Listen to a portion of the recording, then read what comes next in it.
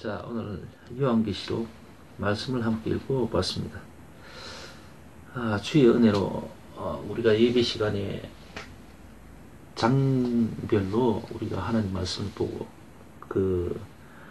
함께 교독한 본문 내용을 중심으로 우리가 함께 은혜를 나누고 했었는데, 신약을 시작하고 이제 마지막 요한계시록 말씀을 보면서 지금까지 이렇게 우리가 이 순간까지 오게 된 그것 또한 하나님의 은혜가 아닌가, 그렇게 생각을 해봅니다. 작은 내용들이 아니죠. 그동안 하나님 말씀을 보면서 우리가 하루하루를 이렇게 생각하지 않고 전체를 만약에 우리가 생각했다면 참 길다, 또 참 어렵다라는 생각을 했을 것 같은데,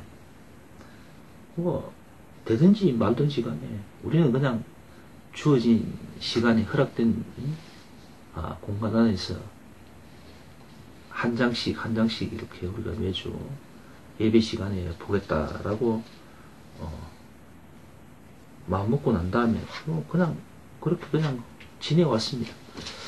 그러고 보니까 이제 요한계시록만 우리가 보게 되면은 신약 성경을 우리가 한 바퀴 돌게 되는 그런 셈이 되는 겁니다.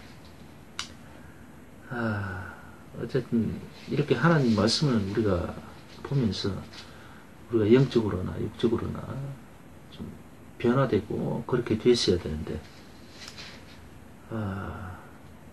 우리들의 모습들이야 많이 변했겠죠. 그러나 영적으로 우리가 얼마나 성숙된 그리스도인으로서 변화가 있었는가에 대해서는 글쎄 잘 모르겠습니다. 솔직히 제 딸이나 아들이 또 제 처나 좀 변한 게 있었으면 하는데 알 수가 없네요. 제 자신도 사실 모르겠고 말이죠. 어쨌든 지나고 보니까 이것이 다 은혜인 것 같고 이것이 감사의 큰 조건이 되지 않나, 그렇게 생각을 해봅니다.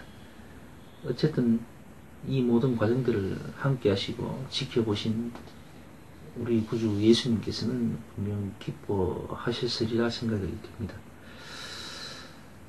삶 가운데 어떻게 하나님께 온전히 영광만 돌리고 또 그렇게 산 시간들만 가득했으면 좋겠는데, 또 한편으로는 그렇지 못한 것이 참 죄송스럽고 부끄럽기도 합니다. 그러나 우리도 그렇지만 우리 하나님께서는 장차 지나갈 시간들에 대하여서도 생각하시는 분이죠. 그리고 우리를 끝없이 나아가게끔, 달려가게끔 하시는 분입니다. 과거에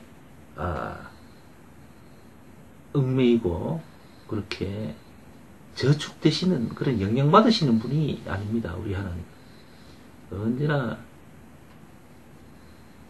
다음이라는 그 시간을 염두에 두시고 끝없이 나아가라고 우리를 재촉하시는 분이기 때문에 크게 문제되거나 또 신경 쓰일 건 없을 줄로 생각을 합니다. 어쨌든 오늘 요한계시록 저자가 사도 요한이죠.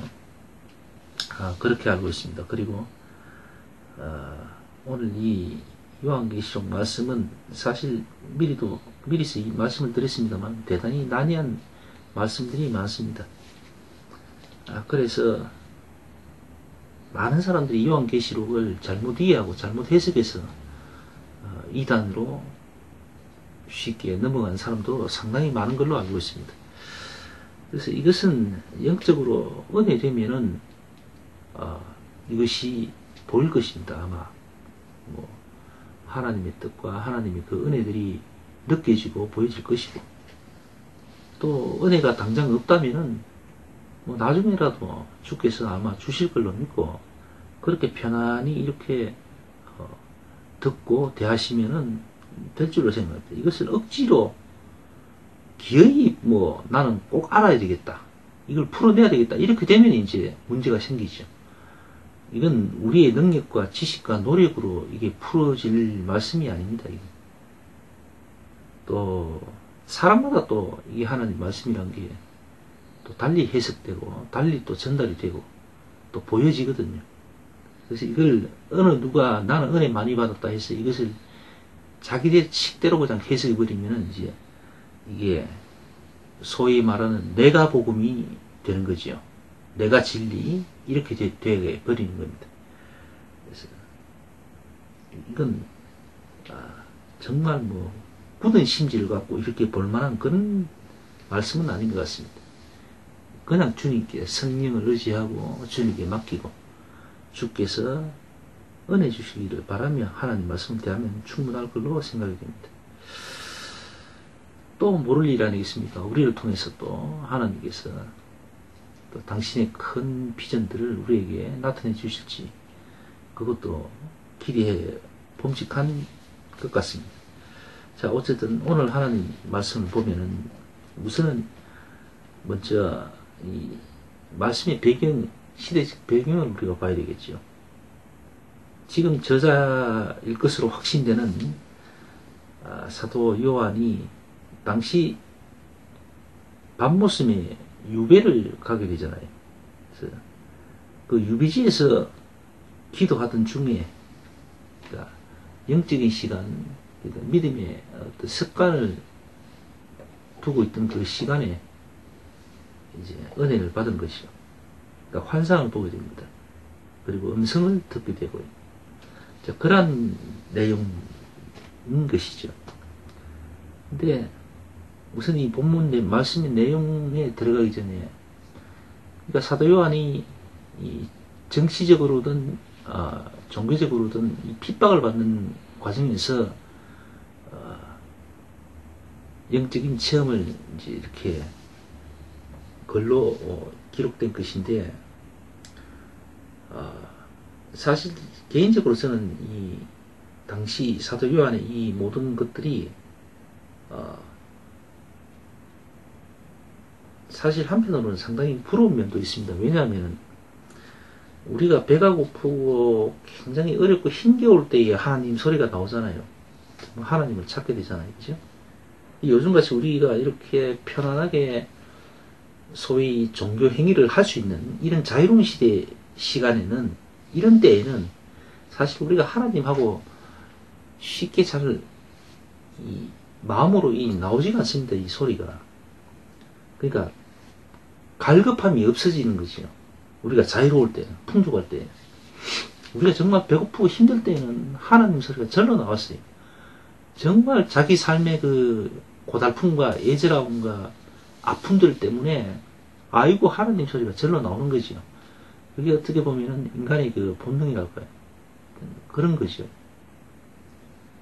그래서 삶이 고달프고 힘겹더라도 이렇게 간절함 가운데에 그 믿음의 응답이 이렇게 이제 주어지는 게 아니겠습니까? 그죠? 지금 제가 볼 때는 제 짧은 이 식견으로는 그래 보입니다. 요한이 힘겹잖아요. 지금 상황이. 너무 어렵고 힘들잖아요. 그 가운데 하나님을 찾다가 너무 뜨겁고 간절하니까 하나님께서 성령을 통해서 나타내 주신 거죠. 물론 예정된 어떤 상황이고 또한 택함이겠죠. 어쨌든 그 예정된 예정과 어떤 택함이 우리는 모르지만 하나님은 아시겠죠. 근데 그 하나님의 생각과 하나님의 역사는 필요에 따라서 당신의 필요에 따라서 행해지는 것 아니겠습니까? 정해지는 것이고. 그래서 우리 생각에는 누가 지명이 되고 누가 택함을 받은 건지는 모르죠. 그러니까 후에 지나고 보니까 이제 누가 하나님께 쓰임을 받고 그 쓰임 받은 바가 성경에 기록되었다 이렇게 된 거죠. 또한 하나님은 살아계신 분이고 지금도 역사하시기 때문에 비록 성경에 기록될 만한 일들은 없을 겁니다. 그러나 하나님은 역시나 오늘도 내일도 당신 생각과 당신 계획과 당신 의지대로 역사하시고 우리를 사용하실 겁니다. 그 가운데에 우리가 있을지 없을지는 알 수가 없지요. 그러나 인간의 짧은 생각을 봐서는 사도 요한처럼 이렇게 힘겹고 어려울 때 하나님을 간절히 찾고 부르면은 그 가능성이 좀 더 배가 되지 않나, 그런 생각을 해봅니다.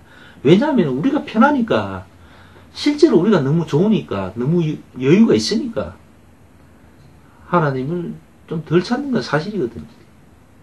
또 간절함이 떨어지는 게 맞거든요, 사실.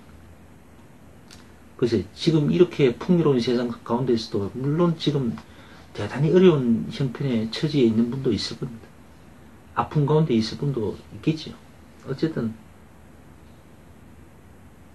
하나님 말씀을 오늘 전하게 된 제 입장에서는 제가 지금 너무 편해서 그런지 모르겠지만은 지금 어려운 가운데 처해 있는 이 사도 요한이 부럽습니다.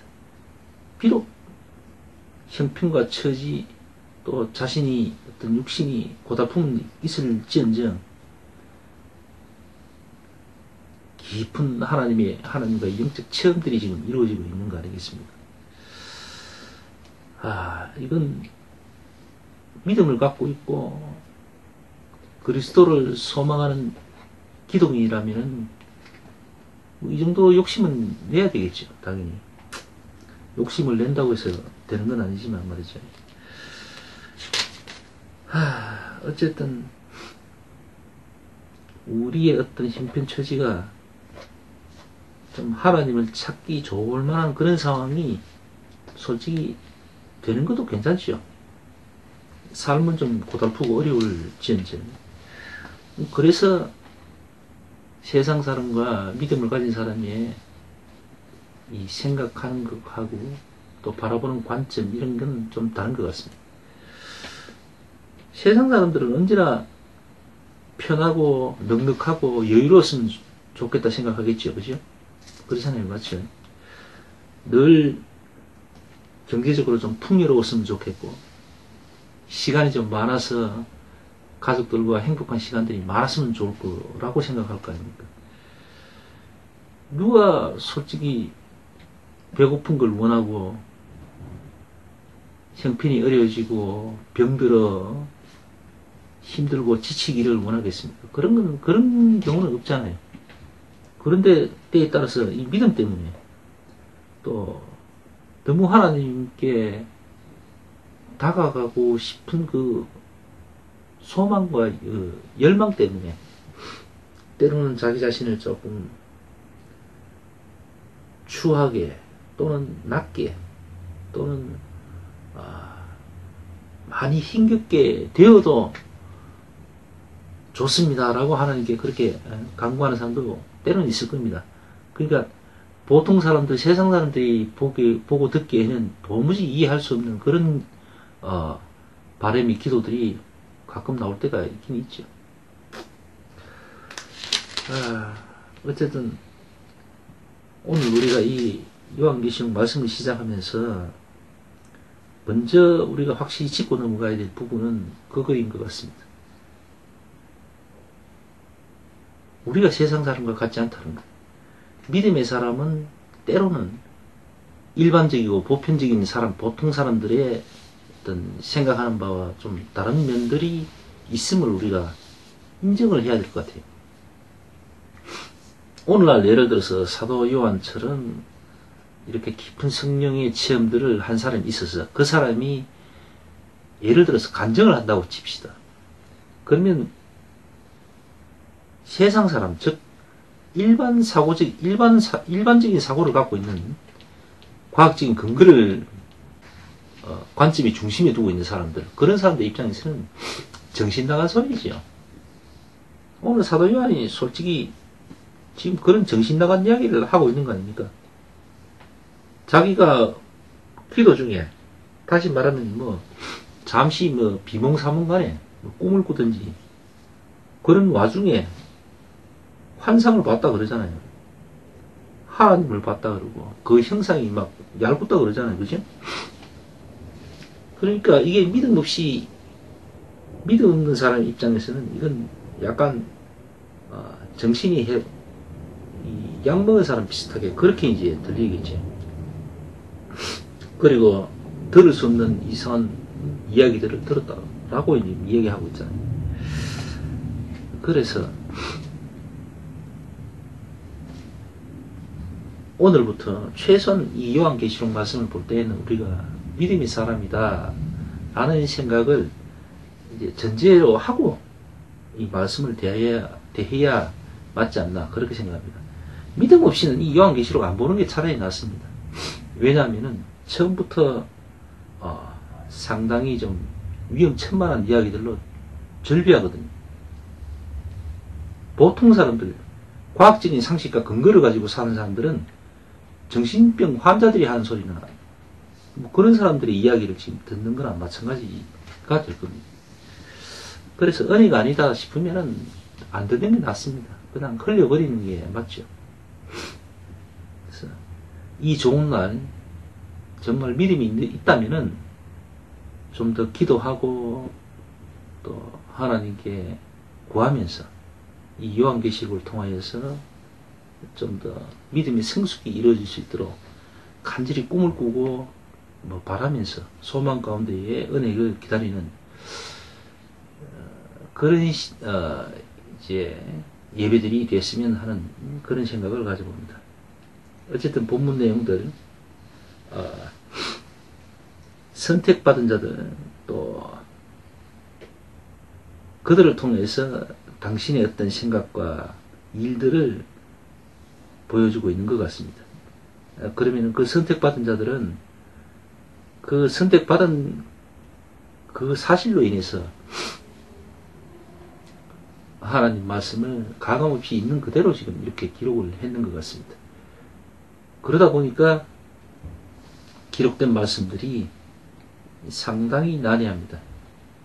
이건 뭐 어떤 암호도 아니고 또 외계어도 아니고 하여튼 우리가 참 알아듣고 보기에 참 어려운 그런 이야기들입니다.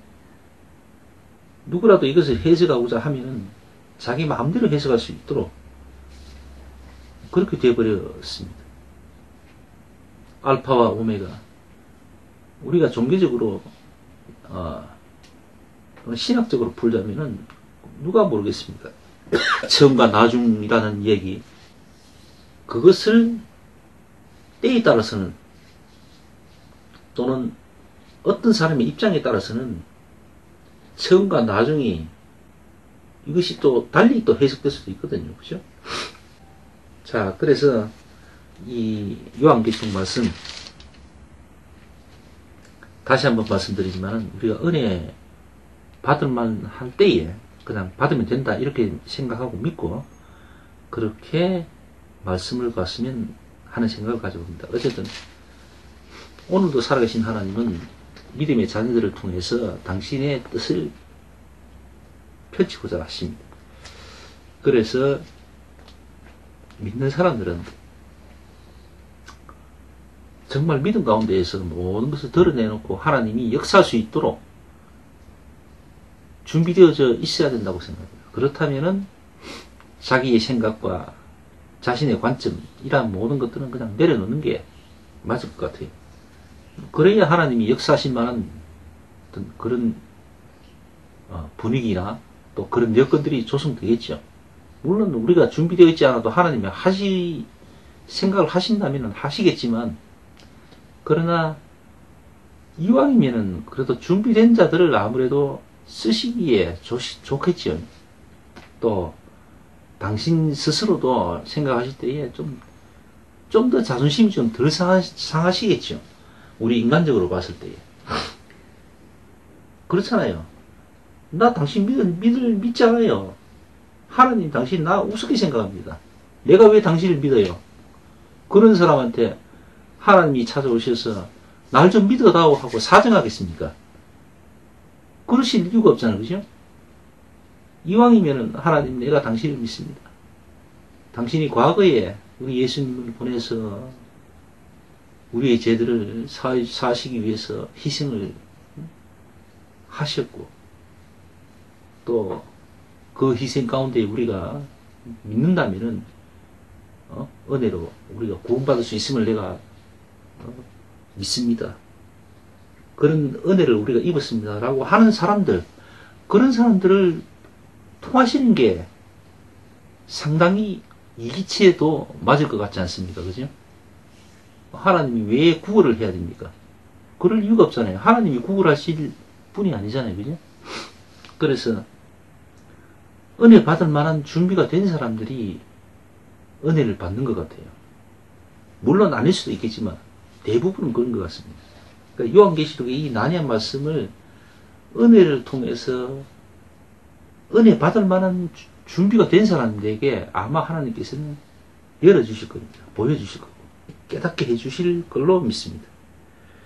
자, 그래서 오늘 요한계시록 말씀, 우리가 준비되어야 우리가 이해할 수 있고 깨달을 수 있고 볼 수가 있다라고 생각을 합니다. 자, 그 믿음 가지게 해달라고 오늘부터 기도하시면서 하나님 말씀, 요한계시록 말씀 대하시기를 부탁드립니다. 자, 기도하고 예배 마칩니다.